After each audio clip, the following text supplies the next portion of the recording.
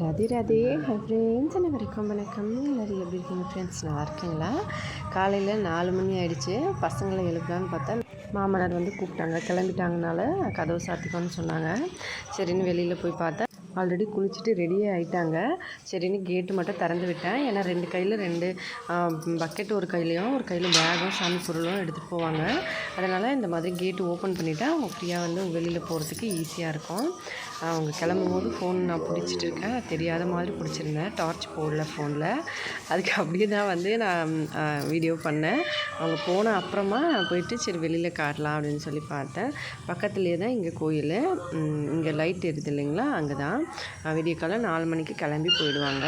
அதுக்கப்புறம் நான் கேட் சாத்திட்டு கதவு சாத்திட்டு உள்ளுக்குள்ளே போயிட்டு பசங்களை படிக்க வைப்பேன். இப்போ கதவு சாத்திட்டேன். இந்த பக்கம் கேட்டு மூடிட்டு இந்த பக்கம் கதவு சாத்திட்டு உள்ளுக்குள்ளே போயிட்டு அப்பா படுத்திருந்த அந்த பெட்டெலாம் எடுத்துட்டேன்.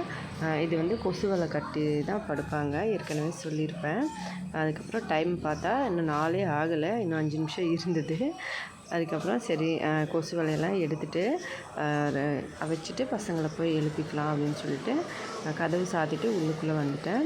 பின்னாடி பக்கமும் கதவு திறந்து வச்சுருப்பாங்க ஒரு சில டைமில் ஞாபகம் இல்லாமல். ஏன்னா பின்னாடி போய் பாத்ரூம் போயிட்டு குளிச்சுட்டு பல் தேய்ச்சிட்டு அவங்க கிளம்புவாங்க. அப்போ பின்னாடி ஒரு சில டைமில் கதவு சாத்தியிருப்பாங்க, தெரியாமல் திறந்து வச்சுருவாங்க. அதான் பார்த்தேன், கதவு சாத்தி தான் இருந்தாங்க. சரி நான் எதுக்கும் திறந்து வெளியில் மாடு ஏதாவது சாப்பிட்றாங்களா பில்லெல்லாம் பார்த்தேன். பில்லுனா இந்த நெல் வைக்கிறதுக்காக வச்சுருக்காங்க இல்லையா, நெல்லுலேருந்து அதை பிடுங்கிட்டு தனியாக இன்னொரு இடத்துல நடுவோம். அந்த நெல் ரெடி பண்ணியிருக்காங்க. ஒருவேளை மாடு இங்கே சாப்பிட்டோன்னு சொல்லிட்டு ஜஸ்ட் ஒரு செக் பண்ணிவிட்டு உங்களுக்குள்ளே வந்துட்டேன். அதுக்கப்புறம் சின்ன பையனை எழுப்பினேன். பெரிய பையனை எழுப்பினோன்னே அவர் இன்னும் கொஞ்சம் தூங்கணும் பக்கத்தில் பிடிச்சிட்டு படுத்துட்டார் என் கை மேலே. குட்டி ஒன்று அந்த பக்கம் படுத்துட்டாரு. பெரிய பையன் முதல்ல எழுந்திரிச்சிட்டான். எந்திரிச்ச உடனே நான் கால் வலிக்குதுன்னு சொல்லிட்டு இருந்தேன். நான் இப்போ தூங்கும்போது காலை தெரியாமல் இடிச்சுக்கிட்டு அப்போ கேட்டால் என்னாச்சுன்னு சொல்லி வலிக்குதுன்னு சொன்னேன் காலையில். சரி நான் வேணால் காலை அமுத்தி விடட்டுமா அப்படின்னு சொன்னால், சரி கையில் அமுக்க வேண்டாம்னு சொன்னோடனே சரி காலையாச்சும் மிதிக்கிறேன்னு காலையில் எழுந்திரிச்சோடனே ஃபஸ்ட்டு கொஞ்சம் நேரம் கால் நல்லா மிதித்து விட்டான். அவரும் நல்லா மிதிச்சுட்டு இருக்கும்போது குட்டி ஒன்று தூங்கிட்டே இருந்தார். அதுக்கப்புறம் அவரை எழுப்பிட்டேன். அப்படியே ரொம்ப டயர்டாக இருந்தாங்கன்னா எழுப்புனா தூங்கிட்டே இருப்பாங்க. இல்லைன்னா அப்படியே எந்திரிச்சிருவாங்க 2-3 தடவை கூப்பிட்ட உடனே. சின்னவரும் கொஞ்ச நேரத்தில் அண்ணா காலை நல்லா மிதித்து விட்டதுக்கப்புறமா கொஞ்சம் நல்லா பரவாயில்லன்னு இருந்தது. அதுக்கப்புறம் சின்னவர் எழுப்பிவிட்டேன். அதுக்கப்புறமா சரி தண்ணி கொண்டு வந்தேன். தண்ணி கொண்டு வந்துட்டு பசங்களுக்கு படுத்த உடனே கொஞ்சம் லைட்டாக தூக்கம் வர மாதிரி இருந்தது.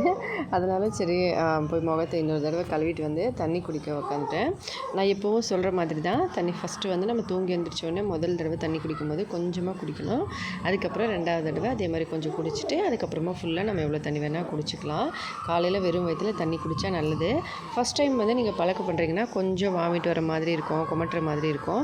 அதுக்கப்புறம் கொஞ்சம் கொஞ்சமாக அப்படியே செட் ஆகிடும். அதுக்கப்புறம் நீங்கள் ரெகுலராக தண்ணி குடிச்சிக்கலாம். பழக்கமாகிடுச்சுன்னா அதுக்கப்புறம் டெய்லியும் குடிச்சுப்பேங்க. இப்போ நான் தண்ணி குடித்து முடிச்சுட்டு நேற்று வீடியோவில் காமிச்சிருந்தேன் இல்லைங்களா, இந்த வயிறு சூடாக இருந்தால் இது கல்கண்டு தண்ணி குடித்தா சரியாக போடுங்க. அது இப்போ பரவாயில்லையா இருக்குது பாருங்கள். அந்த அளவுக்கு அதிகமாக இல்லை, நல்லா வேலை செஞ்சது. அது நீங்களும் ட்ரை பண்ணுங்கள். எப்பயாச்சும் வயிறு ஹீட் ஆகிடுச்சினாலும் முகத்தில் சூடுனால இந்த மாதிரி குட்டி குட்டியாக குருவோ இல்லை கட்டியோ வந்தால் அதை சரி பண்ணுறதுக்கு அந்த மாதிரி குடிச்சு பாருங்கள். நான் இதுக்கு முன்னாடி பண்ண விலாகில் நான் சொல்லியிருப்பேன் அப்படின்னு சொல்லிவிட்டு. இப்போ பசங்க 2 பேரும் உட்காந்து இப்போ படிக்க ஆரம்பிச்சிட்டாங்க. அவங்க படிக்கும்போது நான் இங்கேயே கொஞ்சம் நேரம் உட்காந்துட்டுருந்தேன். ஏதாவது டவுட் கேட்குறாங்களான்னு பார்த்தேன். எதுவும் டவுட் கேட்கல. அவங்களே அண்ணா தம்பி பேசி முடிவு பண்ணிக்கிட்டாங்க. சரி நான் போயிட்டு வேலையை பார்க்கலான்னு சொல்லி எல்லாம் வேலையும் பார்க்க ஆரம்பிச்சிட்டேன். வீடு வாசல்லாம் பெருக்கிறது, அப்புறம் மாமனார் படுத்திருந்த பெட் எடுத்தது, நாங்கள் இங்கே படுத்த இடம்லாம் நல்லா உதறிட்டு கொஞ்சம் கொஞ்சமாக பொழுது வெடியவும் ஆரம்பிச்சிது. அதுக்கப்புறமா பசங்களுக்கு பல் தேய்ச்சிட்டு வர சொன்னேன். 2 பேரும் பல் தேய்ச்சிட்டு வந்துட்டாங்க, முகம் கழுவிட்டு. அதுக்கப்புறம் சத்து மாவு, ஹெல்த் மிக்ஸ் பவுடர் ஒடிஷாவில் ரெடி பண்ணது. இது அவல் வச்சு செஞ்சது. இது குக் பண்ண தேவையில்லை, நம்ம டேரெக்டாக மாவில் பால் ஊற்றி சாப்பிட்டுக்கலாம். அதை மிக்ஸ் பண்ணி கொடுத்தேன் இன்றைக்கும் குழந்தைங்களுக்கு. கொடுத்துட்டு அதுக்கப்புறம் தலையில் 2 பேருக்கும் எண்ணெய் வச்சு, கை கால் உடம்புலலாம் எண்ணெய் போடல. இன்றைக்கி தேங்காய் எண்ணெய் தான் வச்சுருக்கேன். கோல்டு பிடிக்கிற மாதிரி இருந்தால் தான் நான் இதுக்கு முன்னாடி போட்ட விளாகில் சொல்லியிருந்தேன். கோல்டு பிடிக்கிற மாதிரி இருந்தால் தான் கடுகு எண்ணெய் குழந்தைங்களுக்கு வந்து தலையில் அப்ளை பண்ணுவேன். இப்போ வந்து பரவாயில்ல, அதனால் வந்து வெயில் வந்துருச்சு மறுபடியும். அதனால் தேங்காய் எண்ணெயை அப்ளை பண்ணேன். நானும் தலையில் லைட்டாக தேங்காய் எண்ணெய் வச்சுட்டு இப்போ குளிக்க போயிட்டேன். குளிச்சுட்டு வந்துடுறேன். இப்போ குளிச்சுட்டு ரெடியாகி வந்துட்டேன். பசங்க வந்து டியூஷன் போக இன்னொரு 10 நிமிஷம் இருக்கனால டிவி பார்த்துட்ருக்காங்க. டிவியில் வந்து மகாபாரதம் ஒடியாவில் டப் பண்ணி போட்டுட்ருக்காங்க. சீரியல் மாதிரி அப்படியே. நான் வந்து மகாபாரதம் தமிழ்லேயும் ஹிந்திலையும் பார்த்துருக்கோம், நானும் ஹஸ்பண்டும். இப்போ வந்து ஒடியாவில் டப்பிங் பண்ணி போடுறாங்க. பசங்களுக்கும் கொஞ்சம் ஈஸியாக இருக்கும் கன்வெர்ட் பண்ணிக்க. அதனால் ஒடியாவில் தினமும் பார்ப்பாங்க. காலையில் ஈவினிங் 2 தடவை போடுவாங்க, சண்டே டைம்லேயும் போடுவாங்க. பசங்க வந்து சின்சியராக பார்ப்பாங்க. மகாபாரதம், ராதாகிருஷ்ணா இந்த சீரியலெல்லாம் வச்சு பார்க்க சொல்கிறது. அதுக்கப்புறமா இப்போ ஒரு 10 நிமிஷம் இருக்கனால பார்த்துட்ருக்காங்க. டியூஷனுக்கு ஆல்ரெடி ரெடி ஆகிட்டாங்க. சாப்பிட்டுட்டு எல்லா வேலையும் முடிச்சிட்டாங்க. இப்போ 7 மணிக்கு கிளம்பிடுவாங்க. 7 மணிக்கு போயிட்டு அதுக்கப்புறம் வருவாங்க. நான் குளிச்சுட்டு ரெடி ஆகிட்டேன். இப்போ வந்து இன்றைக்கி காலையில் டிஃபன் ஐட்டம் எதுவும் செய்ய போகிறதில்ல, ஜஸ்ட் வந்து பொரியல் மட்டும்தான். நேற்று விலாகில் பார்த்துருப்பீங்க, கஞ்சி சாதம் செஞ்சுருந்தேன்னு. சாதமில் தண்ணி ஊற்றி வச்சுருந்தேன். அதில் ஒரு உருளைக்கிழங்கு கூட இருந்தது. உருளைக்கிழங்கு வந்து வெங்காயம்லாம் போட்டு மசாலா மாதிரி ரெடி பண்ணிடுவேன். பொரியல் வந்து காளான் பஜார் பக்கம் யாராச்சும் போகிறாங்கன்னா பார்ப்பேன். ஜஸ்ட்டு எட்டி பார்த்து யாராச்சும் போகிறாங்கன்னா அந்த டைமில் காசு கொடுத்துருவேன். இல்லைன்னா பசங்கக்கிட்ட யாருக்கிட்டையாச்சும் ஃபோன் பண்ணி கேட்பேன். எங்கள் ஓரக்கொத்தி பசங்கள்லாம் பெரிய பசங்க இருக்காங்க. பசங்க டியூஷன் போகிறதுனால 9 மணி ஆகிடும் வரத்துக்கு. வந்த உடனே ரெடியாகி ஸ்கூலுக்கு தான் டைம் கரெக்டாக இருக்கும். அதனால இவங்க போய் வாங்கிட்டு வர முடியாது. மூத்தார் பசங்க வேறு யாராச்சும் இருக்காங்க, அவங்கக்கிட்ட கொடுத்து விட்டு அவங்க வாங்கிட்டு வந்துடுவாங்க. அவங்க போகிற மாதிரி இருந்தால் கொடுப்பேன், இல்லைனா அவங்க ஏதாவது வேலையாக இருக்காங்கன்னா வேண்டான்னு சொல்லிடுவாங்க. சரி, யாராச்சும் மத்தியான டைமில் பகல் டைமில் வேறு ஏதாச்சும் போனாங்கன்னா அப்போ பார்த்துக்கிட்டா காசு கொடுத்துக்கலாம் அப்படின்னு சொல்லிட்டு வாங்கிட்டு வந்தாங்கன்னா மதியம் குழம்பு வச்சு செஞ்சுக்கலாம்னு சொல்லி பார்க்குறேன். காலையில் டைமில் வாங்கிட்டு வந்தால் பொரியல் பண்ணிவிட்டு குழம்பு செஞ்சுக்கலாம். இப்போ யாராச்சும் போனால் தான் உண்டு, அதனால் போக மாட்டாங்க. பார்க்குறேன், ஜஸ்ட் யாராச்சும் போனால் கொடுப்பேன். இல்லைனா வந்து காலிஃப்ளவரும் உருளைக்கிழங்கும் போட்டு கொஞ்சமாக பொரியல் பண்ணிவிட்டு அதுக்கப்புறமா உருளைக்கிழங்கு மசாலா ரெடி பண்ணிவிட்டா கரெக்டாக இருக்கும் கஞ்சி சாதம் சாப்பிட. காலையில் குழந்தைங்களுக்கு வெறும் வயிற்றில் கஞ்சி கொடுக்கக்கூடாது. அதனால் வந்து அவங்க ஏற்கனவே காலையில் வீட்லேயே செஞ்ச ஹெல்த் மிக்ஸ் பவுடர் வந்து கலந்து கொடுத்துருக்குல்ல, அதை சாப்பிட்டுட்டாங்க. இப்போ மதியத்துக்கு தான் சாப்பாடு செய்ய வேண்டியிருக்கும். இப்போ பசங்களுக்கு டியூஷனுக்கு டைம் ஆகிடுச்சு. அவங்க டியூஷனுக்கு அனுப்பிட்டு அதுக்கப்புறம் கொஞ்சம் நேரம் ஏதாவது சின்ன சின்ன வேலையெல்லாம் இருக்கும். துணி துவைச்சதை காய வைக்கிறது, பாத்திரம்லாம் கழுவி வச்சது நேற்று நைட்லேருந்து அதெல்லாம் அடுக்கி வச்சுட்டு சின்ன சின்ன வேலையெல்லாம் எங்கேயாச்சும் பெருக்கிறது அந்த மாதிரி வேலையெல்லாம் முடிச்சிடுவேன். அதுக்கப்புறமா வந்து காலையில் பசங்க வரதுக்குள்ளே பொரியல் ரெடி பண்ண ஆரம்பிச்சிடுவேன். பொரியலில் சாப்பிட எல்லாம் சைட் டிஷ்ஷும் ரெடி பண்ணிட்டேன்னா அவங்க 9 மணிக்கு வந்து குளிச்சுட்டு ரெடி ஆகிட்டு அவங்க சாப்பிட்றதுக்கு கரெக்டாக இருக்கும். அதுக்கப்புறமா கஞ்சி சாதம் சாப்பிட்டுப்பேன். இப்போ போய் நான் வரேன். ஃபுல்லாகவே இல்லை, காணாமல் போயிடுச்சு. வயிறு ஹீட்னால தான் அது ஆயிடுது. நமக்கு வந்து வயிறு ஹீட் ஆனால் ஒரு சில டைமில் கரெக்டாக தெரிஞ்சிடும் நமக்கு சைடு எஃபெக்ட்ஸ் ஏதாவது. எல்லாருக்குமே வயிறு வந்து எரிச்சலாக இருக்கிறது, யூரினரி ப்ராப்ளம் அந்த மாதிரி இருந்ததுன்னா நீங்கள் வந்து இந்த மாதிரி செஞ்சு குடிக்கலாம். கல்கண்டு பவுடர், கல்கண்டு தண்ணி வந்து நேற்று விலாகில் பார்த்துருப்பீங்க, அந்த தண்ணி தான். வெறும் கல்கண்டு ஒரு அரை பாத்திரம்ல ஒரு 2 லிட்டர் போல் தண்ணி எடுத்துக்கோங்க. ஒரு 4 பேர் குடிக்க 2 லிட்டர் கரெக்டாக இருக்கும். கல்கண்டு வந்து நிறையமாக போட்டுருங்க. அது நல்லா அதில் கொஞ்சமாக கல்கண்டு வந்து ஃபஸ்ட்டு நல்ல பியூராக இருக்கான்னு பாருங்கள். அழுக்காக இருந்தால் அதை வந்து அப்படியே ரெண்டுத்தையும் ஒன்றா சேர்த்து போடாதீங்க. ஒரு சில கல்கண்டு வந்து இந்த நாட்டு கல்கண்டுன்னு சொல்லுவாங்க, அது வந்து ஃபுல்லாக அழுக்காக இருக்கும். ஃபஸ்ட்டு தண்ணியில் போட்டு அதை தனியாக வச்சுட்டு அதுக்கப்புறம் சப்ஜா சீட்ஸு வந்து நம்ம தண்ணியில் கொஞ்சமாக தண்ணியில் போட்டுட்டு அது தனியாக வச்சுருங்க. காலையில் எழுந்திரிச்சு ஃபஸ்ட்டு கல்கண்டை நல்லா கலந்து விட்டுருங்க. கலந்துட்டு வடிகட்டிட்டு அதுக்கப்புறமா அதில் வந்து நம்ம சப்ஜா சீட்ஸ் ஊற வச்சுருக்கோம் இல்லைங்களா, அதை அதுக்குள்ளே போட்டு கலந்துட்டு காலையில் வெறும் வயிற்றில் குடிங்க. ஃபஸ்ட்டு ஒரேடியாக அப்படியே குடிச்சிடாதீங்க, கொஞ்சமாக குடிங்க. 2 முழுங்கு குடிச்சிட்டு அதுக்கப்புறமா ஃபுல்லாக எவ்வளோ குடிக்க முடியுமோ குடிங்க. பாருங்கள், உங்களுக்கு என்ன வயிறு ஹீட்னால ப்ராப்ளம் இருந்தாலும் உடனே சரியாக போயிடும். எல்லா டைம்லேயும் வந்து வயிறு ஹீட்னால இது வராது. எனக்கு ஃபீல் ஆச்சு, வயிறு ஹீட்டில் தான் இது வந்திருக்கனால தான் நான் வந்து அதை செஞ்சு குடித்தேன். மற்றபடி உங்களுக்கு வந்து ரொம்ப ட்ராவல் பண்ணுறீங்க, ஏதாவது ஹீட்டானால் வயிறுக்கு உடம்பு ஹீட்டானால் என்ன ப்ராப்ளம் இருக்குது, அந்த சைடு எஃபெக்ட்ஸ் இருந்தால் நீங்கள் குடிக்கலாம். நான் நேற்று குடிச்சிருந்தேன், இன்றைக்கி ரிசல்ட் கிடச்சிருக்கனால தான் சொல்கிறேன். இது வந்து இங்கே வந்ததுனால தான் எனக்கு வந்து ஆல்ரெடி எப்பயாச்சும் ஒரு சில டைமில் வரும். நான் கரெக்டாக கண்டுபிடிச்சிட்டேன் வைரஹீட்னு. இதுவே வந்து பிம்பிள்ஸ் வர்றது வந்து வேறு மாதிரி இருக்கும். பெருசாக வந்து அது ஒரு மாதிரி தெரியும். அது நம்ம கரெக்டாக கண்டுபிடிச்சிக்கலாம். பிம்பிள்ஸ்னால் அதுக்கு ஏற்ற மாதிரி ரெமெடி பண்ணிக்கலாம். இது வந்து பிம்பிள் கிடையாது, ஹீட்னால வந்தது தான். நேற்று நான் அந்த ட்ரிங்க்ஸ் குடித்த உடனே இன்றைக்கி எனக்கு கரெக்டாக இருக்குது பாருங்கள். நேற்று வ்ளாக்லேயே நான் காமிச்சிருப்பேன் எவ்வளோ பெருசாக இருந்தது. இப்போ வந்து ஃபுல்லாகவே மறைஞ்சிருச்சு. ஜஸ்ட் லைட்டாக தான் இருக்குது. சரி, இப்போ போய்ட்டு நான் ஏதாவது சமைக்கிறதுக்கு பொரியல் பண்ணுறேன், கஞ்சி குடிக்கிறதுக்கு. டியூஷன்லேருந்து வந்த உடனே கொஞ்சம் நேரம் படுத்துட்டு இருந்தாங்க கால் மேலே. அதுக்கப்புறம் அப்பாவும் வந்துட்டாங்க. கிட்டத்தட்ட 9:30 மணி ஆகிடுச்சு. அப்பா வந்து ஃபஸ்ட் கோயிலேருந்து வந்துட்டாங்க. இப்போ 2வது கோயிலுக்கு கிளம்புவாங்க. வந்து ஃப்ரெஷ் ஆகிட்டு கொஞ்சம் டீ எல்லாம் சாப்பிட்டுட்டு நான் வந்து இந்த பக்கம் பொரியல் ரெடி பண்ணிட்டேன். பொரியல் வந்து இந்த மாதிரி ரெடி ஆகிடுச்சு, ஃபுல்லாக வெந்துருச்சு. ஆனால் இப்படியே ஆஃப் பண்ண மாட்டாங்க. ஒடிஷாவில் வந்து எப்படி செய்வாங்கன்னு சொல்லிவிட்டு நான் இன்றைக்கி காட்டுறேன். ஃபஸ்ட்டு பொரியல் ரெடி ஆனோம், மறுபடியும் கலந்து விட்டு மறுபடியும் 2-3 தடவை வதக்கி மறுபடியும் கலக்கி விட்டு அது மாதிரி லைட்டாக தீஞ்ச மாதிரி வர வரைக்கும் அதை வந்து பொரியல் பண்ணுவாங்க. அது வந்து டேஸ்ட் கொஞ்சம் டிஃப்ரெண்ட்டாக இருக்கும். நல்லா வெந்த அப்புறமா இப்படி 4 பக்கம் பரப்பி விட்டுட்டு அடுப்பை வந்து நல்லா ஹையில் வச்சு நல்லா வந்து பொரியல் லைட்டாக தீ விடுவாங்க. தீஞ்ச உடனே மறுபடியும் திருப்பி போட்டு இன்னொரு தடவை செய்கிறது. 2-3 தடவை லைட்டாக தீயை விட்டு எடுத்தோம்னா கொஞ்சம் ப்ரௌன் கலர் மாதிரி ஆகி சூப்பராக ரெடி ஆகிடும் பொரியல். வீடு வந்து இந்த பக்கம் ஓப்பனாக இருக்கும், அதாவது கதவு இருக்குது. ஆனால் பூனை எல்லாம் வர மாதிரி இருக்கும். அதனால் ஒரு வேளை பூனை ஏதாவது வந்துருச்சா, நைட்டில் சாப்பாடு வாய் வச்சுச்சான்னு செக் பண்ணுறதுக்காக சாப்பாடு மேலே வந்து ஒரு கிண்ணத்தில் தண்ணி வச்சுருப்பேன். அந்த தண்ணி ஆடாமல் அப்படியே வந்து இருந்தது, கீழே எதுவும் ஊற்றலை அப்படின்னா இந்த சாப்பாடு சாப்பிடலாம். இல்லைனா பூனை ஏதாவது தள்ளி விட்டுருக்கலாம். இல்லை, அதனால் வந்து கொஞ்சம் பார்த்துக்குவோம். கதவை மூடி வச்சா நாயெல்லாம் வர சான்ஸ் இல்லை. அது சின்ன சந்தாக இருக்கிறதுனால ஒரு வேளை பூனை வரும், அதனால தான். அதுக்கப்புறம் இப்போ நேற்று நைட்டு செஞ்ச சாதம் தண்ணி ஊற்றி வச்சுருந்தோம். நேற்று மதியம் செஞ்ச சாதம் அதை வந்து இந்த மாதிரி எடுத்து பக்கத்தில் இன்னொரு பாத்திரத்தில் தண்ணி எடுத்திருக்கேன். அந்த தண்ணியில் இந்த சாதத்தை புளிஞ்ச மாதிரி புளியணும். நம்ம ஃபுல்லாக புளியாமல் ஓரளவுக்கு புளிஞ்சிட்டு நம்ம அதை இதில் ஆட் பண்ணிக்கணும். எல்லா சாதத்தையும் இதில் போட்டுட்டு உருளைக்கிழங்கு வந்து 1 வந்து வெந்ததில் 3 வந்து நேற்று வ்ளாகில் பார்த்துருப்பீங்க, குழம்பு செஞ்சுருந்தேன். மீதி 1 வந்து அப்படியே இருந்தது. அதை வந்து இப்போ கொஞ்சம் ஒரு சின்ன சைட் டிஷ் மாதிரி ரெடி பண்ணிக்கலாம். அதுக்கப்புறம் பொரியலும் பண்ணியிருக்கேன். மாங்காய் பழமும் இருக்குது, அதை சாப்பிட்றதுக்கு கரெக்டாக இருக்கும். பசங்களுக்கு வந்து கஞ்சி சாதம் செஞ்சால் உருளைக்கிழங்கு தான் வந்து நசிச்சு கொடுக்க சொல்லி கேட்பாங்க. உருளைக்கிழங்குல வந்து அதிகமாக மசாலா இல்லாமல் செய்ய சொல்லுவாங்க, இந்த மாதிரி நசிக்கிற மாதிரி. அதை வந்து மோஸ்ட்லி நிறைய டைம் செய்வேன். இப்போ வந்து கொஞ்சம் எக்ஸ்ட்ராவாக பொரியலும் செஞ்சுருக்கேன். இப்போ சாதம் வந்து இந்த மாதிரி தண்ணி தேவையான அளவு வச்சுட்டு மீதி மேலே இருக்க தண்ணியை இருத்துடணும். இந்த தண்ணியெல்லாம் சேர்த்து சாப்பிட்டா ரொம்ப பிடிக்கும். யாருக்கு வந்து நல்ல புளிப்பு பிடிக்குமோ அவங்க அப்படியே அந்த கஞ்சி சாதமும் அப்படியே சாப்பிடுவாங்க அந்த தண்ணியோட. இப்போ அந்த சாதத்தை நம்ம புளிஞ்சு போட்டது மாதிரி போடாமல் அப்படியே போட்டால் புளிப்பு எக்கச்சக்கமாக இருக்கும். ஆனால் வாசனையாகவும் இருக்கும். அதில் கொத்தமல்லி தலையெல்லாம் அந்த கஞ்சி சாதம் சாப்பிட்டு முடிச்ச அப்புறமா அதில் கொத்தமல்லி தலையும் பச்சை மிளகாயும் போட்டு நசுக்கி அந்த தண்ணியில் குடிச்சா செம்ம டேஸ்ட்டாக இருக்கும். இப்போ நான் வந்து சாதம் ரெடி பண்ணி பரிமாறி கொண்டு வந்துட்டேன். அப்புறம் உருளைக்கிழங்குல கொஞ்சமாக சின்னதாக கட் பண்ண வெங்காயம், உப்பு, கடுகு எண்ணெய் சேர்த்துருக்கேன். கொஞ்சமாக மிக்சர் அதில் வந்து ஆட் பண்ணிக்கணும்.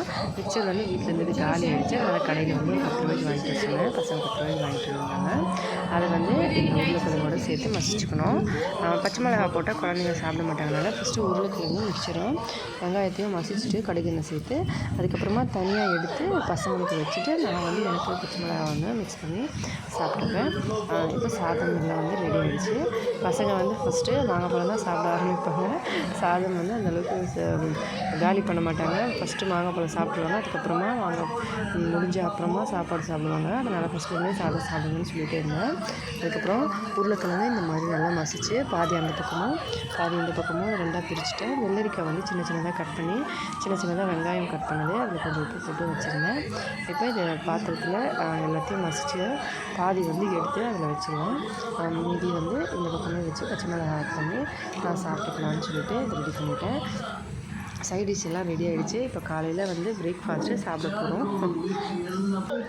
கஞ்சி சாதம், காலிஃப்ளவர் உருளைக்கிழங்கு பொரியல், மிக்சர் உருளைக்கிழங்கு மிக்சிங், வெள்ளரிக்காய், வெங்காயம், மாங்காய் பழம். இதான் இன்றைக்கி காலையில் பிரேக்ஃபாஸ்ட்டு.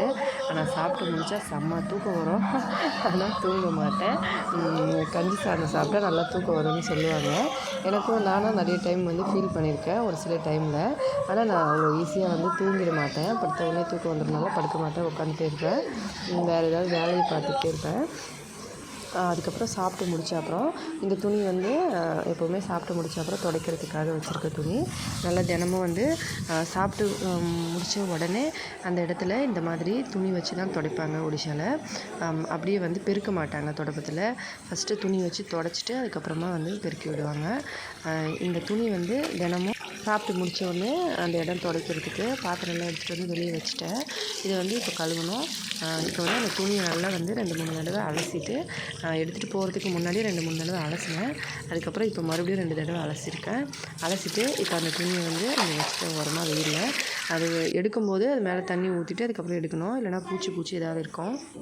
இப்போ வந்து கொண்டக்கடலை கொஞ்சம் தண்ணியில் போட்டு ஊற வச்சுருவேன். சாயங்காலம் வேக வைக்கிறேன். அதுக்கப்புறம் அரிசியும் சாதம் செய்கிறதுக்கு ஊற வைக்கிறேன். ஏன்னா விறகு இன்றைக்கும் இல்லை, அதுவும் மழை வந்து நனைஞ்சி போச்சு. அதனால் கேஸில் தான் செய்ய போகிறேன். அதனால் அரிசியை வந்து இங்கே ஊற வச்சுட்டேன். மீதி வந்து கொண்டக்கடலையும் தனியாக தண்ணியில் ஊற வச்சுருக்கேன். சாப்பாடு செய்யலான்னு போனால் திடீர்னு அரிசி ரேஷன் கடையில் கொடுக்குறாங்கன்னு சொல்லிட்டாங்க.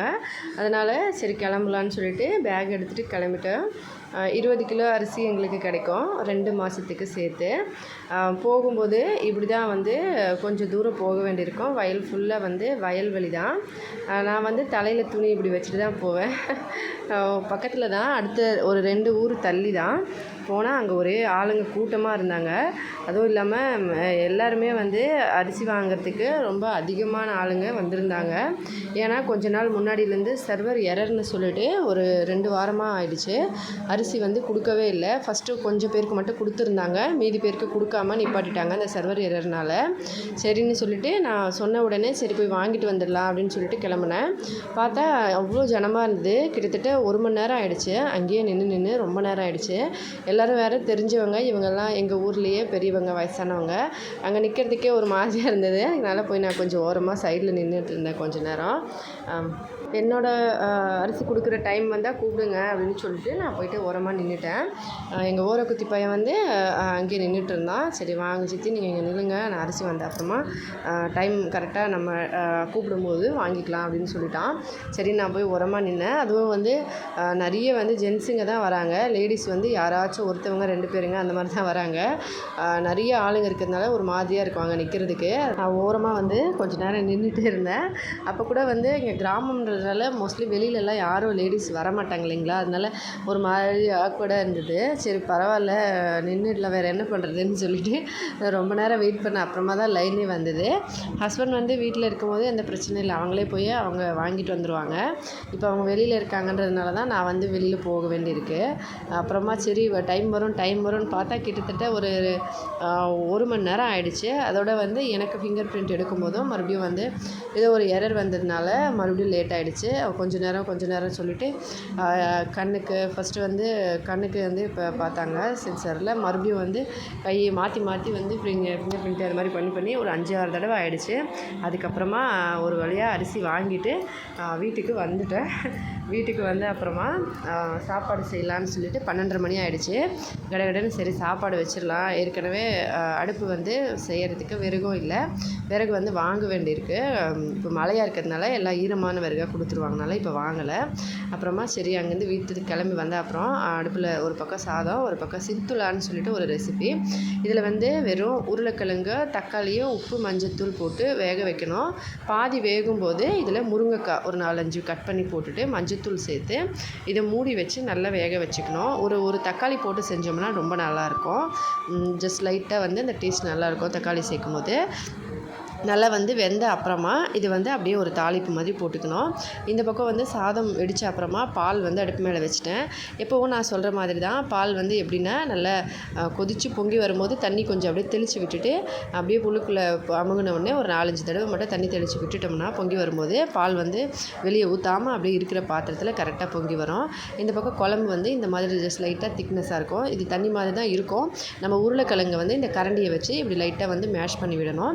அதுக்கப்புறம் ஜஸ்ட் லைட்டாக திக்னஸாக இருக்கும். இது வந்து சப்பாத்தி பரோட்டாக்கு சாப்பிட்றது சூப்பராக இருக்கும். சுட சுட சாதத்தோடு வச்சு நான் அதை சாப்பிட்றதுக்கு நல்லாயிருக்கும். குழந்தை பிறந்த உடனே அம்மாங்களுக்கு வந்து ஒடிசால இந்த மாதிரி ஃபுட்டு கொடுப்பாங்க. இது உடம்புக்கு ரொம்ப நல்லதுன்னு. இப்படி பொங்கி வரும்போது கொஞ்சமாக தண்ணி வந்து அப்படி தெளிச்சிடணும். மறுபடியும் உடனே பொங்கும். பால் வந்து எப்போவுமே நம்ம வச்சோம்னா ஒரு 4-5 தடவை ஃபஸ்ட்டு பொங்கிட்டே இருக்கும். அப்போ 4-5 தடவை தண்ணி தெளித்து விட்டுட்டோம்னா அதுக்கப்புறம் இப்படி அதுக்குள்ளே இருக்கிற இடத்துலையே அப்படியே கொதிச்சிக்கிட்டே இருக்கும். கரெக்டாக பாருங்கள், எந்த பக்கமுமே பால் வந்து மேலே வந்து சிந்தவே இல்லை.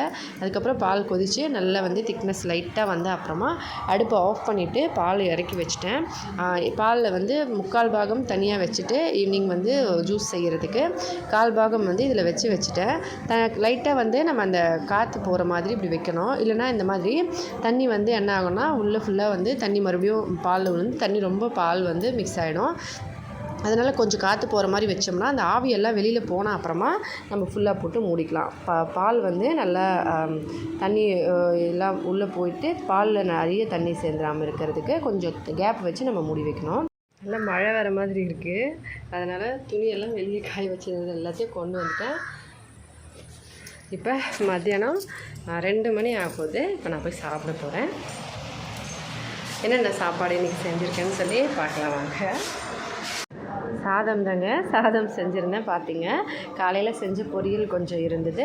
அதுக்கப்புறம் சிந்துலா ரெசிபி, கொஞ்சம் மாங்காய் பழம். இது வந்து பாயசம் வந்து நான் ஏற்கனவே அன்றைக்கி ரசம் கொடுக்கும்போது சொன்னேன் இல்லைங்களா, எல்லாேருக்கும் வீட்டில் செஞ்சது எதாவது கொடுத்தோம்னா அவங்க வீட்டில் வந்து அவங்க ஏதாவது செய்யும்போது இப்போ நம்ம பாத்திரம் அவங்க வீட்டில் இருக்குன்னா அவங்க வந்து அதை கொண்டு வந்து நம்ம கொடுக்கும்போது அதை பாத்திரம் காலியாக கொடுக்கக்கூடாது, ஏதாவது கொடுக்கணும்னு கொண்டு வருவாங்க.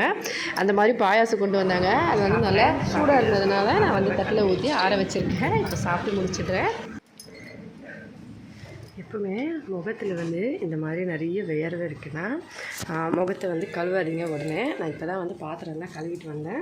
ஆனால் உடனே முகத்தை கழுவலை. ஃபஸ்ட்டு வந்து நம்ம நல்லா தொடச்சிக்கணும். இல்லைனா வந்து ஃபேன் பக்கத்தில் உட்காருங்க, நல்லா காயட்டும். அதுக்கப்புறமா கொஞ்சம் ஃப்ரீயாக ஆகிடுங்க. அதுக்கப்புறம் முகம் கழுவுங்க.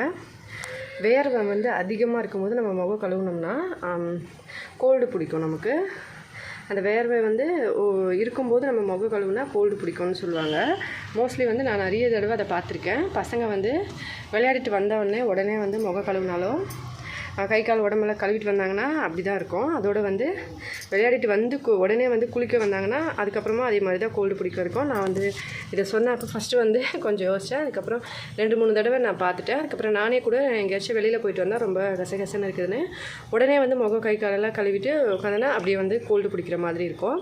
அதனால் எங்கேயாச்சும் வெளியில் போயிட்டு வந்தீங்கனாலும் சரி, இல்லை வீட்லேயே ரொம்ப அதிகமாக வேர்வை இருக்குன்னா அது மேலே தண்ணி ஊற்றி கழுவாதீங்க. முகம் உடம்பு கை காலெல்லாம் கழுவாதீங்க. அப்புறமா கொஞ்சம் நேரம் ஆற விடுங்க. இதெல்லாம் நல்லா வந்து இந்த மாதிரி தொடச்சி விடுங்க. தொடச்சி விட்டுட்டு அதுக்கப்புறம் கொஞ்சம் ஃப்ரெஷ்ஷாக இருங்க. அதுக்கப்புறமா வந்து முகம் கழுவுங்க, இல்லை குளிங்க. உடனே வந்து குளிச்சிங்கன்னா கோல்டு பிடிக்க சான்ஸ் இருக்குது. இது நான் நிறைய தடவை வந்து அனுபவம் பண்ணியிருக்கேன். அதனால் சொல்கிறேன். உங்களுக்கு வந்து அடிக்கடி வந்து கோல்டு பிடிச்சிரும், சும்மா ஜஸ்ட்டுனால உடனே கோல்டு பிடிக்கும் அப்படின்ற பட்சத்தில் நீங்கள் இது வந்து ஃபாலோ பண்ணலாம். இப்போ மதியானம் சமைச்சிட்டு சாப்பிட்டுட்டு பாத்திரம்லாம் கழுவி வச்சாச்சு. எல்லா வேலையும் முடிஞ்சுது. இப்போ வந்து 2:30 மணி ஆயிருக்கு. ஒரு 1 ஹவர் கொஞ்ச நேரம் உட்காந்து ஃபோனில் வீடியோ ஏதாவது எடிட் பண்ணுவேன். இல்லைனா ஏதாவது வேலை இருந்தால் பார்ப்பேன். இல்லைனா கொஞ்ச நேரம் படுப்பேன். ஆனால் தூங்க மாட்டேன். பகலில் வந்து தூங்கி பழக்கம் இல்லை. அதனால் முழிச்சிட்டு தான் இருப்பேன். கொஞ்ச நேரம் ஃபோன் வேலை, எடிட்டிங், அது மாதிரி சின்ன சின்ன வேலையெல்லாம் பார்ப்பேன். பசங்க வந்து 4 மணிக்கு வந்துடுவாங்க. அவங்க 4 மணிக்கு வந்த அப்புறம் மறுபடியும் வந்து பேண்ட் ஷர்ட் சேஞ்ச் பண்ணி அவங்களுக்கு டியூஷனுக்கு அனுப்பிட்டு அதுக்கப்புறமா வந்து ஜூஸ் ஏதாச்சும் ரெடி பண்ணலாம். சரி, கொஞ்ச நேரம் சும்மா அப்படியே படுத்துட்டு இருந்தேன். பசங்க 4 மணிக்கு வீட்டுக்கு வந்த உடனே இங்கே திடீர்னு செவரில் லைட் போட்ட உடனே செவரில் வந்து தேள் போயிட்டுருக்கு. மேலே வந்து அந்த மரம் இருக்கிறதுனால பெருசாக வந்து வீடு வந்து சீட்டு வீடு.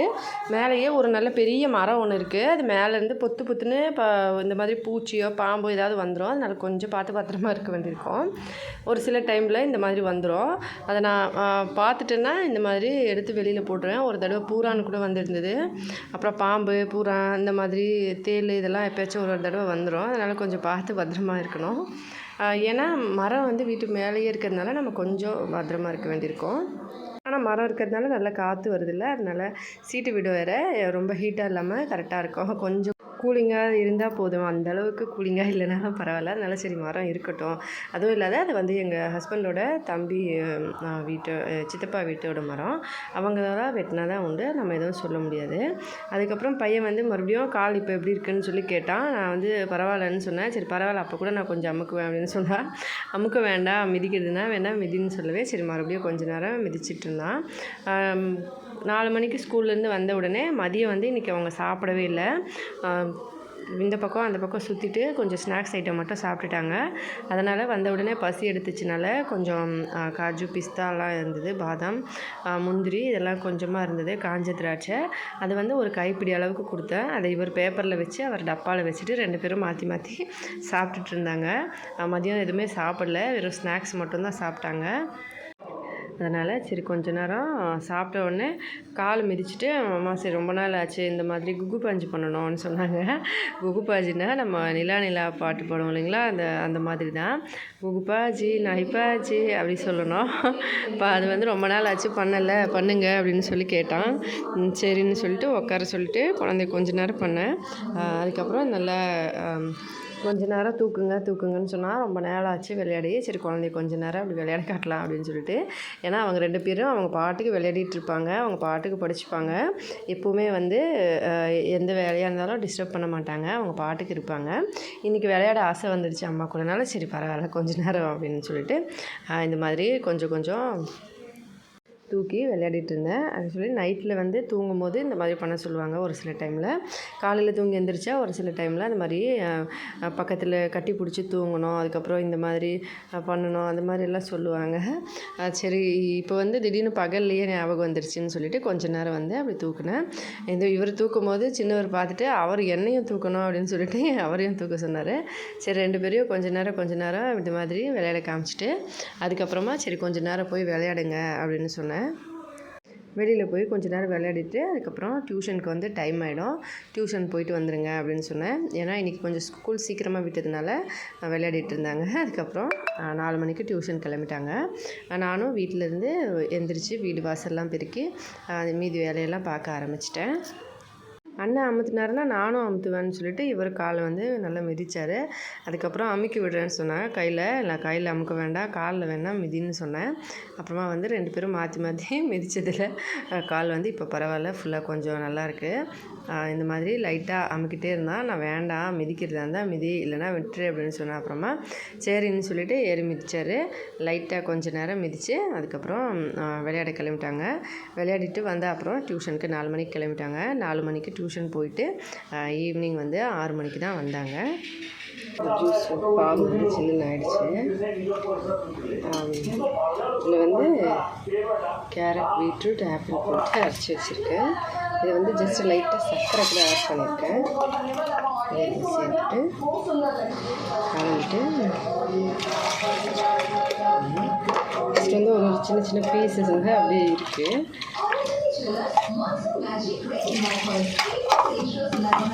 மூடிலையும் ஒட்டி இருக்குது, அதனால் இப்படி போட்டு அதுக்கப்புறம் எடுத்து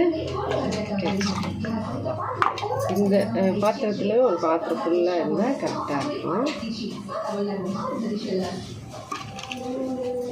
அதுக்கப்புறம் கொண்டக்கடலை தண்ணியில் வந்து போட்டு காலையில் ஊற வச்சுருந்தேன், பார்த்துருக்கீங்க.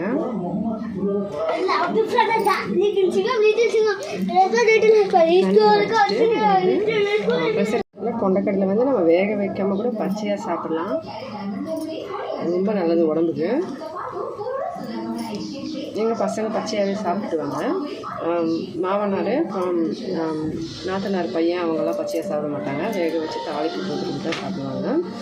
அதனால் வேக வச்சு தாளிப்பு பண்ணுறேன். அதோட இது வந்து காலையில் எம்டி ஸ்டொமக்கில் சாப்பிடலாம், வெறும் வயிற்றில் பச்சையாக சாப்பிட்லாம். நான் இப்போ வந்து ஈவினிங் டைமு, அதனால் பச்சையாக சாப்பிடல, வேக வச்சு சேர்க்குறேன். இதை வந்து சாஸ்பேன்லேயே வச்சிடுறேன். சாஸ்பேனில் வச்சு கொஞ்சமாக உப்பு போட்டு இதை வந்து வேக வைக்கிறேன். நல்லா வேக வச்சு இதை ஒரு பக்கம் எடுத்து வச்சுட்டு, இந்த பக்கம் பால் வந்து ஜூஸ் போட்டிருக்கேன் இல்லைங்களா, அதுவும் இருக்குது. இதை கொஞ்சம் நேரம் ஃப்ரிட்ஜில் வச்சிடலாம். 6 மணிக்கு தான் குடிப்பாங்க, அதனால் இப்போ அப்படியே வச்சிடுறேன். அதுக்கப்புறம் வெளியில் வந்து திடீர்னு சவுண்டு கேட்டுச்சு. என்னன்னு வந்து வெளியில் பார்த்தா ஐஸ்கிரீம்காரங்க வந்துட்டாங்க, ஐஸ்கிரீம் வாங்கி கொடுங்க அப்படின்னு சொல்லி கேட்க ஆரம்பிச்சிட்டாங்க. ரொம்ப நாள் ஆச்சு. இந்த மாதிரி வியாபாரி வந்து ஒரு சில டைமில் இந்த பக்கம் வருவாங்க. தயிர் வடை, அதுக்கப்புறம் பானிபூரி இதெல்லாம் ஒரு டைம் கொண்டு வருவாங்க. ஊறுகாய், ஒரு சில டைமில் அப்பளம் இதெல்லாம் விற்பாங்க.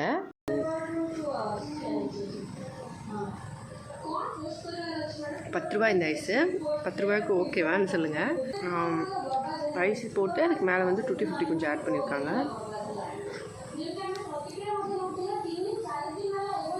இன்றைக்கி வந்து பொரி செய்யலான்னு தான் இருந்தேன். கொஞ்சம் கால் சரியில்லை, காலையிலேருந்தே கால் வலி, கட்டில் இடிச்சுக்கிட்டேன். அதுவும் இல்லாமல் கொஞ்சம் அரிசி வாங்க போகிறது அங்கே கொஞ்சம் லேட் ஆகிடுச்சு. அதனால் வீட்டிலே வந்து கொஞ்சம் செய்ய முடியல, கால் வலிக்கிறதுனால. நாளைக்கு வந்து கண்டிப்பாக பொரி வந்து அப்லோட் பண்ணுறேன். வீடியோ பண்ணிவிட்டு நான் வீடியோவில் காமிக்கிறேன் எப்படி வந்து அரிசி வந்து எப்படி பொரியாக்குறதுன்னு சொல்லி. 1 கிலோ வந்து ₹23 சொல்லி வாங்குறாங்க. 1 கிலோ அரிசி ₹23 சொல்லி வாங்கிப்பாங்க. நம்ம இப்போ கொடுக்குறோம் அப்படின்னா, இப்போ நான் 20 கிலோ அரிசி கொண்டு வந்திருக்கேன் 2 மாதத்துக்கு. 1 மாதத்துக்கு 10 கிலோ 20 கிலோ அரிசி கொடுத்துருக்காங்க. அதை வந்து கொண்டு போய் இப்போ கடையில் கொடுத்தோம்னா ₹20 வரைக்கும், ₹20 to ₹23 வரைக்கும் வாங்கிப்பாங்க. அரிசி எந்த மாதிரி இருக்கோ, அந்த பூச்சி இரும்பு அந்த மாதிரிலாம் இல்லாமல் இருந்தால் கரெக்டாக இருக்கும். இல்லைனா ₹20 வச்சுக்கலாம், அவ்வளோதான் வந்து கொடுப்பாங்க அப்படின்னு சொல்லி ₹20க்கு 20 கிலோ கொடுப்பாங்க. ஒரு ₹400 வரும். அதில் வந்து நம்ம ஜீரா ரைஸ் வாங்கிக்கலாம், ஒரு 4 கிலோ 5 கிலோ போல் கொடுப்பாங்க. அந்த அரிசி வந்து வெறுமனா ஜீரா ரைஸ்னால் நம்ம கடை அரிசி போல் வாங்கிட்டு எப்போயாச்சும் ஒரு நாளில் வந்து சமைச்சிக்கலாம். இல்லை பிரியாணி ஏதாவது செய்யும்போது அந்த அரிசி யூஸ் பண்ணி செய்யலாம். இல்லை வெரைட்டி ரைஸ் செய்யும்போது, இப்போ லெமன் ரைஸ், தயிர் சாதம், தக்காளி சாதம்லாம் செய்யும்போது நம்ம ரேஷன் அரிசியில் செய்ய முடியாது இல்லைங்களா, அந்த டைமில் வந்து இந்த அரிசியை யூஸ் பண்ணிக்கலாம். ஆனால் இன்னும் 2 மாதம் கழித்து தான் மறுபடியும் அரிசி கொடுப்பாங்க. அதனால் இப்போ வாங்கிட்டு வந்திருக்க அரிசியிலேருந்து 10 கிலோ வச்சுப்பேன் வீட்டுக்கு. அதில் பழைய 10 கிலோ சேர்த்து அதை வந்து கடையில் கொடுத்துருவேன். அதை கொடுத்துட்டு அதுக்கு பதிலாக ஒரு 5-6 கிலோ ஜீரா ரைஸ் வாங்கிட்டு வந்து வெரைட்டி ரைஸ் செய்யும்போது அப்பப்போ வந்து கொஞ்சம் கொஞ்சம் சமைச்சிக்க வேண்டியதான். அதை யூஸ் பண்ணி அதை இப்போ நான் கொடுத்து விட்டுருக்கேன். அவங்க மாற்றி கொண்டு வருவாங்க. நான் காட்டுறேன் எவ்வளோ 20 கிலோ இருக்குது, வீட்டில் எவ்வளோ அரிசி இருக்குதுன்னு சொல்லி. இந்த அரிசி தான் இப்போ கொண்டு வந்த அரிசி 20 கிலோ இதில் இருக்குது. இதை வந்து இப்போ கொடுத்து விட்டு மாற்றி கொண்டு வர சொல்லுவேன். இந்த அரிசி கொடுத்துட்டு அதுக்கப்புறம் பசங்களுக்கு ஐஸ்கிரீம்லாம் வாங்கி கொடுத்துட்டு வந்து இந்த பக்கம் பார்த்தா கொண்டக்கடலை அதுக்குள்ளே நல்லா வெந்துருச்சு. வெந்த உடனே இதை வந்து அப்படியே அடுப்பை ஆஃப் பண்ணி வச்சுட்டு கொஞ்சம் நேரம் பொறுத்து தாளிச்சிக்கலான்னு வச்சுட்டேன். மூடி போட்டு அப்படியே வச்சுட்டு அப்புறமா தாளிச்சிக்கலான்னு சொல்லி அடுப்பெல்லாம் இப்போ சுத்தம் பண்ணலை. மதியம் சமைச்சா அப்புறமா நைட்டுக்கு வந்து ஒரேடியாக கொஞ்சமாக நல்லா சர்ஃப் போட்டு தொடச்சிருவேன். அதனால் அப்படியே வச்சுருந்தேன். அதிகமாக ஆயில் இல்லை, ஜஸ்ட்டு ஆயில் போட்டு கடுகு சீரகெல்லாம் பொரிச்சு விட்டு அப்படியே அதில் போட்டு கலந்தது தான். அதுக்கப்புறம் ஈவினிங் டைம் எல்லாருக்கும் ஜூஸும் கொண்டக்கடலையும் கொடுத்துட்டு அப்புறமா ஒரு 7 மணி மேலே கோதுமை மாவு வந்து ரெடி, இன்றைக்கி சப்பாத்தி செய்யலான்னு சொல்லி ரெடி பண்ணேன். ஆக்சுவலி இந்த பேக் வந்து நல்ல ஒரு ஆஃபராக இருந்தது ஆசீர்வாதில், அது வாங்கி யூஸ் பண்ணேன். அதுக்கப்புறம் அது காலியான அப்புறமா அது கொஞ்சம் மாவு 2-3 கவரில் கொஞ்சமாக இருந்தது, எல்லாத்தையும் போட்டு இன்றைக்கி காலி பண்ணிடலாம் அப்படின்னு சொல்லிட்டு எடுத்துட்டேன். உளுத்தம்பருப்பு வேறு ஒரு டப்பாவில் வச்சுருந்தேன். அந்த டப்பா வந்து வேஸ்ட்டாக ஆகக்கூடாது, ரொம்ப நாள்னால் ஒரு இலை வந்து போடணும். அந்த இலை வந்து போடுறதுக்கு நான் மறந்துட்டேன். சரி இப்போ வந்து மழை வேறு வந்துட்டு இருக்கிறதுனால காய வைக்கவும் முடியலனால நாளைக்கு எப்படியாச்சும் அதை ரெடி பண்ணி எடுத்து வச்சிடணும். அப்போ தான் உளுத்தம்பருப்பில் வச்சிட்டோம்னா ரொம்ப நாளைக்கு வந்து நம்ம ஸ்டோர் பண்ணி வச்சுக்கலாம். எந்த பருப்பு வகை அரிசி வகையாக இருந்தாலும் பூச்சிகள் வராமல் இருக்க அதை நம்ம பயன்படுத்தலாம். அதுக்காக சரி அதை ரெடி பண்ணலான்னு சொல்லிட்டு நினச்சிட்டு இருந்தேன். இன்றைக்கி மறந்துட்டேன். அதனால் கண்டிப்பாக நாளைக்கு வந்து அதை ரெடி பண்ணிடணும். இப்போ வந்து மாவு வந்து பிசைகிறதுக்கு நம்ம சேனலில் ஆல்ரெடி நான் இந்த மெத்தட் சொல்லியிருப்பேன். இது என்னென்னா, ஃபஸ்ட்டு நம்ம வந்து உப்பு தண்ணி ஊற்றி அதில் வந்து மாவு போட்டுட்டு தேவையான அளவுக்கு இப்படி ஒரு ஸ்பூன் வச்சு நல்லா கலந்து விட்டுட்டோம்னா கையில் வந்து நமக்கு அதிகமாக ஒட்டாது. நல்லா வந்து ஓரளவுக்கு தண்ணியில் கூட்டான அப்புறமா நம்ம கையில் வந்து பிசையும் போது கரெக்டாக வந்து மாவு நமக்கு கரெக்டாக இருக்கும்.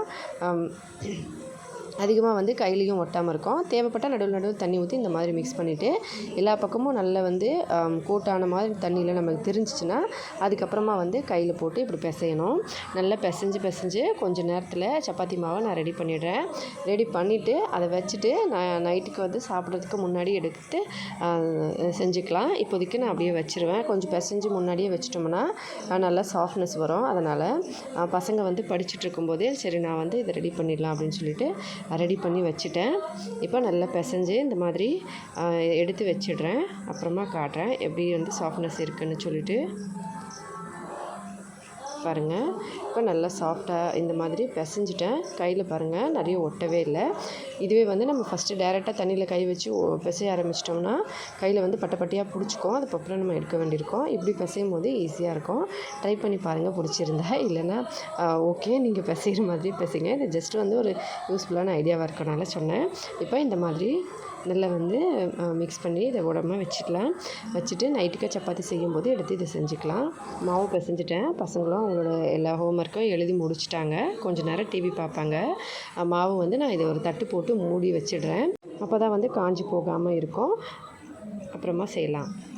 இப்போ வந்து ஒரு 7:45 போல் ஆயிடுச்சு. சரி, நான் சப்பாத்தி செஞ்சிடலாம் சுட சுட பசங்க சாப்பிடுவாங்கன்னு சொல்லிட்டு எடுத்து மாவு வந்து பிசைய ஆரம்பிச்சிட்டேன்.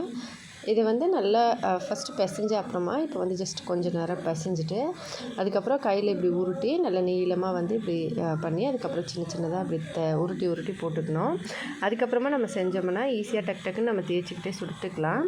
நான் வந்து எல்லாத்தையும் ஃபஸ்ட்டு இந்த பக்கம் ரெடி பண்ணி வச்சுட்டு அதுக்கப்புறம் சுட்டுக்கலான்னு நினச்சேன். அடுப்பாண்டை வந்து இடம் சின்னதாக இருக்கிறதுனால அங்கே வச்சு செய்யலாம். இருந்தாலும் கொஞ்சம் இடுக்கமாக இருக்க மாதிரி இருக்கும். அதனால் ஃப்ரீயாக இங்கே உட்காந்து நம்ம தேய்ச்சிட்டு அதுக்கப்புறம் அடுப்பாண்டை போய் செஞ்சுக்கலாம். அதனால் வந்து ஃபஸ்ட்டு எல்லாத்தையும் சின்னதாக உருட்டி போட்டு அதுக்கப்புறம் கையில் இந்த மாதிரி நல்லா ரவுண்டாக பண்ணி அதுக்கப்புறம் வந்து தேய்க்க ஆரம்பிச்சிட்டேன். மாவு வந்து நல்லா சின்னதாக எடுத்து மெல்லிசாக தேய்ச்சி செஞ்சோம்னா நல்லாயிருக்கும். ஒரு சிலர் வந்து நல்லா கனமாக எடுத்துருவாங்க. அப்புறம் கனமாக தேய்ச்சி செய்வாங்க. அது நல்லா இருக்காது. நம்ம வந்து மாவு சின்ன உருண்டையாக எடுத்து மெல்லிசாக தேய்ச்சோம்னா நல்லாயிருக்கும். நான் வந்து பொறுமையாக எல்லாத்தையும் தேய்ச்சி அதுக்கப்புறம் ஒன்று ரெண்டு வந்து சக்கரை பரோட்டா மாதிரி செஞ்சேன். பசங்களுக்கு வந்து ஒரு சில டைமில் சின்னவர் சாப்பிடுவார். பெரியவர் அந்த அளவுக்கு விரும்பி சாப்பிட மாட்டார். நான் சின்னவர் மட்டும் சக்கரை வந்து அதிகமாக வச்சா சாப்பிட்ருவார். அதனால் சரி சாப்பிடுவார் நாளைக்கு காலையிலையாச்சும் அப்படின்னு சொல்லிட்டு சர்க்கரை போட்டு அதை ரெடி பண்ணி வச்சுருக்கேன். இது வந்து ஒன்றா நார்மலாக தேய்ச்சிட்டு இப்படி சர்க்கரை வந்து ஒரு பக்கம் இப்படி ஓரமாக வச்சிடணும். அதுக்கப்புறம் இதை வந்து தூக்கி அது மேலே இப்படி மடிச்சிடணும். இப்போ வந்து இதை சுட்டு எடுத்தோம்னா லைட்டாக எண்ணெய் போட்டு சுட்டுட்டோம்னா சூப்பராக இருக்கும் சாப்பிட்றதுக்கு. இதை வந்து இப்படி மடித்து விட்டுக்கணும். இல்லைனா செய்யும் போது சர்க்கரை மெல்ட்டாகி வெளியே வந்தால் தீஞ்ச மாதிரி ஆகிடும், கேரமலைஸ் மாதிரி ஆகிடும்.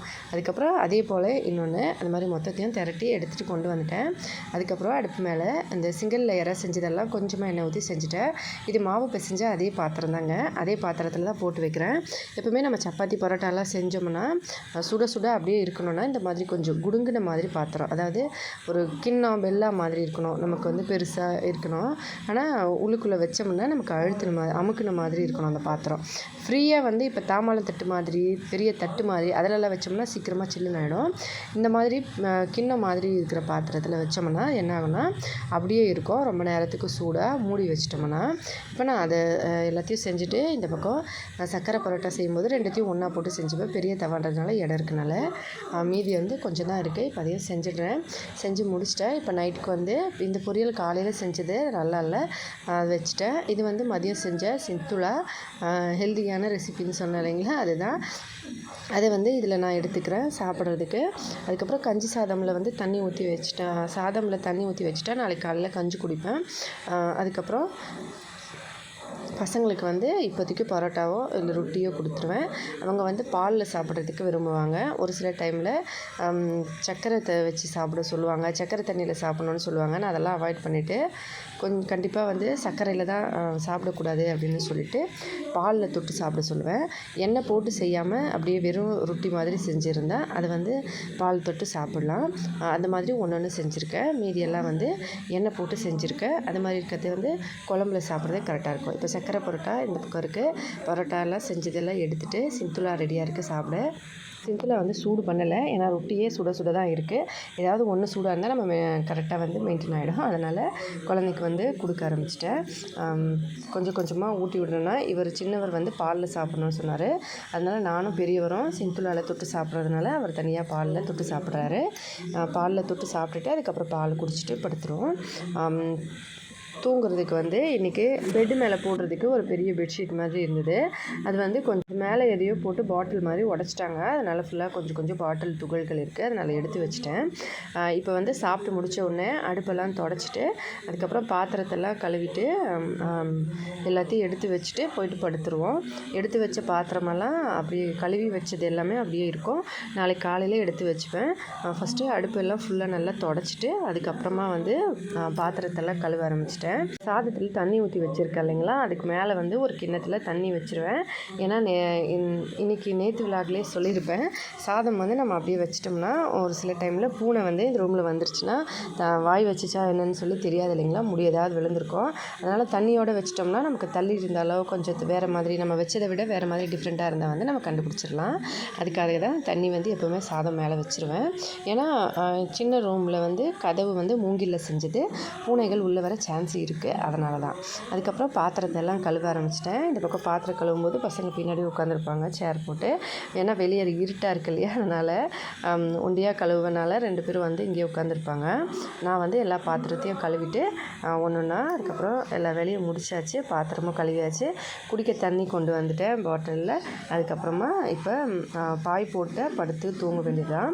பசங்க வந்து எப்போவுமே அவங்களே இழுத்து போட்டுருவாங்க. இன்றைக்கி வந்து இந்த பாட்டிலில் போட்டு உடச்சிட்ருக்காங்கனால அதை வந்து நான் எடுத்து வச்சுட்டு புடவை வந்து போட்டிருக்கேன். அதுக்கப்புறம் மாமனாருக்கு வந்து இந்த பக்கம் பாய் போட்டு ரெடி பண்ணிட்டேன். அவங்களுக்கு வந்து கொசு வலை கட்டி தான் படுப்பாங்க. அதனால் அவங்களுக்கும் பாய் போட்டு அதுக்கப்புறம் பெட்ஷீட்லாம் போட்டு கொசு வலையெல்லாம் கட்டிட்டு தண்ணி வந்து அவங்க குடிக்கிறதுக்கு தேவையான தண்ணி வச்சுட்டு அதுக்கப்புறமா வந்துட்டேன். பசங்களை தூங்க வைக்கலான்னு சொல்லிட்டு மாமனார் வந்து இப்போ குளிர்காலம் இல்லை மழைக்காலன்றதுனால சின்ன ஃபேனையும் சேர்த்து வைக்க சொல்லியிருக்காங்க. ஏன்னா இங்கே ரொம்ப வேக்கடாக இருக்குது. பசங்களை பார்த்திங்கன்னா தெரியும், மோஸ்ட்லி எல்லா விலாக்லேயும் பனியன் போடாமல் தான் சுற்றிட்டுருப்பாங்க. அவ்வளோ வேக்கடாக இருக்கும். அதனால் மாமனாரும் வந்து 2 ஃபேன் வச்சு தான் தூங்குறதுக்கு சொல்லுவாங்க. இந்த பக்கம் குட்டி ஃபேன் ஒன்று வைக்கணும். அதனால் நான் அப்படியே பாய் போட்டுட்டு அந்த ஃபேனையும் அப்படியே சொருவிட்டு இந்த பக்கம் வச்சிடலாம் அப்படின்னு சொல்லி வச்சேன். இதுவே குளிர்காலம் வந்துருச்சுன்னா 4 பெட்ஷீட் கூட தாங்காதுங்க. அவ்வளோ குளிரும். ஒடிஷாவில் எக்கச்சக்கமாக குளிர் அடிக்கும். ரொம்ப பயங்கரமான குளிர். அந்தளவுக்கு அப்படியே பகல் ஃபுல்லாக குளிர்ந்துக்கிட்டே இருந்தோம். குளிராகவே இருக்கும். அதுவும் இல்லாமல் குளிர்காலம் முடிகிற வரைக்கும் ஃபேனே ஓடாது. ஃபேன் அப்படியே இருக்கும். 4 மாதம் கழித்து ஃபேனை நம்ம வந்து நல்லா தொடச்சி சுத்தம் பண்ணி அதுக்கப்புறம் ஓட்ட வேண்டியிருக்கும். அவ்வளோ வந்து குளிர்க்கும். குளிர் சீசன் வரும்போது நம்ம விலாகில் பார்க்கலாம். அப்போ வந்து ரொட்டீன் எப்படி இருக்குன்னு சொல்லிட்டு இப்போ பாயெல்லாம் போட்டுட்டு வாட்ச்லாம் எடுத்து வச்சுட்டு அப்போ வந்து டைம் பார்ப்பாங்க. நைட்டில் திடீர்னு எந்திரிச்சு நடுவில் டைம் பார்த்துட்டு கரெக்டாக 4 மணிக்குள்ளே எந்திரிச்சிடுவாங்க. 3:30 மணி 3 மணிக்கு. இன்றைக்கி அவ்வளோதான் விலாகு முடிச்சுட்டு நாங்களும் தூங்க போகிறோம். வீடியோ பிடிச்சிருந்தா மறக்காமல் லைக் பண்ணி ஷேர் பண்ணி ப்ளீஸ் ஃப்ரெண்ட்ஸ் சப்போர்ட் பண்ணுங்கள், சப்ஸ்கிரைப் பண்ணுங்கள். ஹெல்தியாக சாப்பிட்டு சந்தோஷமாக சேஃபாக பத்திரமா வருங்க. இதே மாதிரி இன்னொரு விலாகில் பார்க்கலாம். நன்றி, வணக்கம்.